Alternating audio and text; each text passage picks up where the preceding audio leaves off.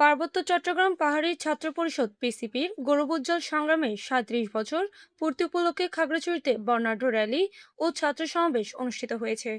২০ মে ২০২৬ বুধবার সকালে শহরের মহাজনপাড়া থেকে একটি র্যালি বের হয়ে প্রধান প্রধান সড়ক প্রদক্ষিণ শেষে টাউন হল প্রাঙ্গণে এসে সমাবেশে মিলিত হয়। সমাবেশে প্রধান অতিথি হিসেবে উপস্থিত ছিলেন বিমলকান্তি চাকমা, সভাপতি, পার্বত্য চট্টগ্রাম জন সংহতি কমিটি। বিশেষ অতিথি হিসেবে উপস্থিত ছিলেন সাবেক বাঘাইছড়ি উপজেলা পরিষদের চেয়ারম্যান সুদর্শন চাকমা।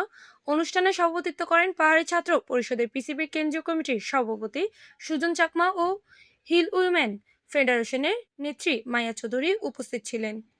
সমাবেশে পিসিপির নেতৃবৃন্দ বলেন, প্রতিষ্ঠা লগ্ন থেকে সংগঠনটি পাহাড়ি জনগণের অধিকার আদায়, শিক্ষা বিস্তার এবং বৈষম্যের বিরুদ্ধে সংগ্রাম চালিয়ে আসছে। বক্তারা পার্বত্য অঞ্চলের শান্তি, শিক্ষা ও উন্নয়নের স্বার্থে শিক্ষার্থীদের ঐক্যবদ্ধ থাকার আহ্বান জানান। সমাবেশে সুজন চাকমা বলেন, তরুণ সমাজকে মাদক ও সহিংসতা থেকে দূরে রেখে শিক্ষামুখী ও মানবিক সমাজ গঠনে পিসিবি গুরুত্বপূর্ণ ভূমিকা পালন করছে। তারা পাহাড়ের মানুষের ন্যায়সঙ্গত অধিকার প্রতিষ্ঠায় আন্দোলন সংগ্রাম অব্যাহত রাখার প্রত্যয় ব্যক্ত করেন। ছাত্র সমাবেশে বিভিন্ন শিক্ষা প্রতিষ্ঠানের শিক্ষার্থী, সামাজিক ও সাংস্কৃতিক সংগঠনের প্রতিনিধি এবং স্থানীয় গণমান্য ব্যক্তিরা অংশ নেন।